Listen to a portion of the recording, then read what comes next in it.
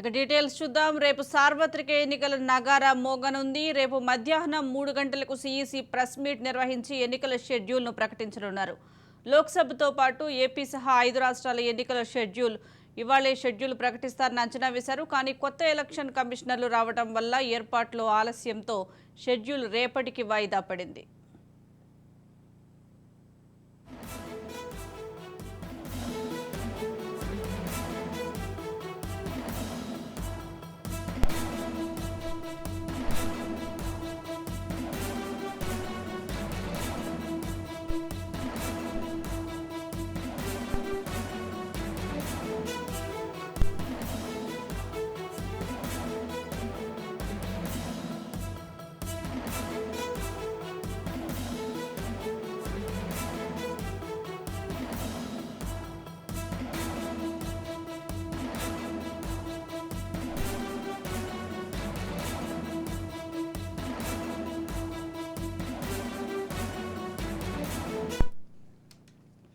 రేపు సార్వత్రిక ఎన్నికల నగారా మోగనుంది. రేపు మధ్యాహ్నం 3 గంటలకు సీఈసీ ప్రెస్ మీట్ నిర్వహించి ఎన్నికల షెడ్యూల్ను ప్రకటించనున్నారు. లోక్సభతో పాటు ఏపీ సహా 5 రాష్ట్రాల ఎన్నికల షెడ్యూల్ ఇవాళే ప్రకటిస్తామని అంచనా వేశారు. కానీ కొత్త ఎలక్షన్ కమిషనర్లు రావడం వల్ల ఏర్పాట్లలో ఆలస్యంతో షెడ్యూల్ రేపటికి వాయిదా పడింది.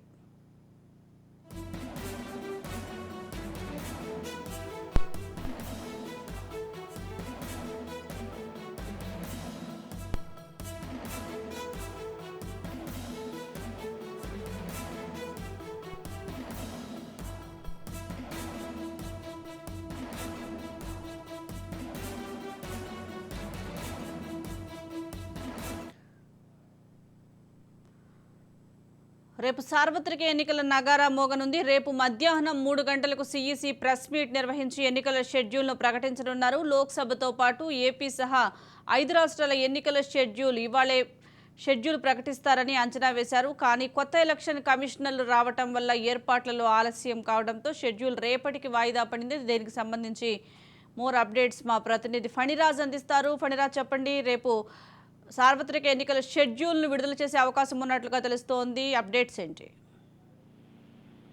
కొద్దిసేపటి క్రితమే ఎన్నికల కమిషన్ దీనికి సంబంధించినటువంటి ప్రెస్ నోట్ ని రిలీజ్ చేసింది. దీని ప్రకారం రేపు మధ్యాహ్నం 3 గంటలకు సార్వత్రిక ఎన్నికలకు సంబంధించి అన్ని పార్టీలు ఎప్పుడెప్పుడు వస్తుందని చూస్తున్నటువంటి ఈ షెడ్యూల్ అనేది రేపు మధ్యాహ్నం 3 గంటలకు అధికారికంగా విడుదల చేయనున్నారు. ముఖ్యంగా ఈ ఏదైతే షెడ్యూల్ ఉందో ఇది కొంత ఆలస్యం అయిందని చెప్పవచ్చు. గత కొంతకాలంగా ఎన్నికల కమిషన్ వీటికి సంబంధించి ప్రిపరేషన్ పూర్తి చేసినప్పటికీ కూడా ఇద్దరు కీలక అధికారులు అరుణ్ గోయల్, అనూప్ చంద్రపాండే ఇద్దరు కూడా రాజీనామా చేయడంతో కొత్త కమిషనర్ల అవసరం పడింది. దీంతో వెంటనే దీనికి సంబంధించినటువంటి ఒక ప్యానెల్ ని కేంద్రం నియమించి కేరళకు చెందినటువంటి జ్ఞానేష్ కుమార్, పంజాబ్ చెందినటువంటి సుఖ్బీర్ సింగ్ సంధుని ఎంపిక చేశారు. ఈ వీరిద్దరిని ఎంపిక చేసిన తర్వాత రాష్ట్రపతి ఆమోదం కోసం పంపించగా వెంటనే ఆమోదం కూడా లభించింది. దీంతో మరోసారి సంబంధించినటువంటి ఏర్పాట్లను పూర్తి చేయడానికి ఎన్నికల కమిషన్ సిద్ధమైంది. మొత్తం అన్ని రాష్ట్రాల్లో కలిపి దాదాపుగా 6 ఫేజ్లలో ఉండే అవకాశం ఉన్నట్టుగా తెలుస్తోంది.